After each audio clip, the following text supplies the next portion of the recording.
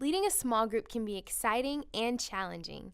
You long to see your students deepen their relationship with Christ. You want them to experience life change, form a caring community together, and have an outward impact on their friends.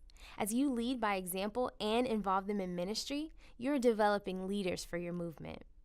Personal preparation is important. Resources provided on cru.org/high school are designed with you in mind. For instance, the Thrive studies come with a leader's guide complete with step-by-step instructions of how to begin each study, how to explore the verses, and how to apply the truths in practical ways. Be sure to work through each lesson prior to leading your small group. Ask the Lord how it applies to your own relationship with Him. Often I find the lesson is timely for me. This also helps you guard against thinking the lesson is just for the students. While leading a small group may feel daunting, your role as a small group leader is more of a facilitator than a teacher. Students will not learn simply because you have told them a truth. In fact, studies show that we only retain 20% of what we hear in a presentation. But when we are actively involved in the process of learning, retention skyrockets to 90%. For example, imagine yourself in a science class, teaching students about mining for gold. You might give them an instruction booklet and perhaps show a picture or two, but what if you could take your students to an actual mine and let them experience digging for treasure? Their 5 senses would come alive. They would be able to see and touch the damp stones, hear the slow drip of water, smell the moisture and dust, and taste the mineral powder in the air. Once they discover gold for themselves, they will be motivated to keep digging for more. Similarly, knowing about God is different than being in relationship with Him. You want students' 5 senses to come to life as they dig into the character of God and into His Word to discover nuggets of truth for themselves and how to live the life God designed for them. Your time together is actually a time of discovery. Think of the Bible as a roadmap for life, and each small group lesson as destination points along the way. Asking questions will engage your students and will help them evaluate and personalize where they are in their walk with God. At the beginning of your study each week, briefly highlight topics you've already covered.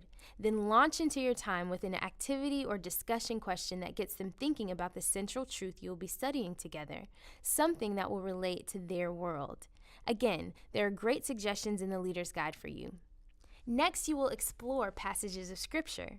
It may be helpful to ask students questions such as, what do you think is the main point of this story? Are there any words you don't understand? What does this story teach us about God and His plan for us?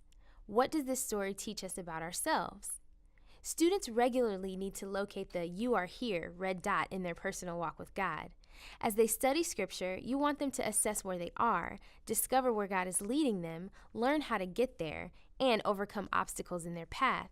Some questions to help them process might be, in light of these verses, where am I in my walk with God? How does this passage apply to my life right now?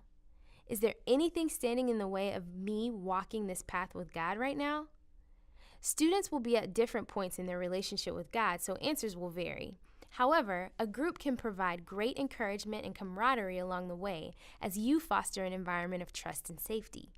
Help your students know that the Christian life is lived one step at a time, one decision at a time. The next step is always the most important one. To help them apply what they have learned, you may want to close in prayer and have them ask, God, what is my next step? Or, how does God want me to respond and apply these truths in my life right now, my relationships, my decisions?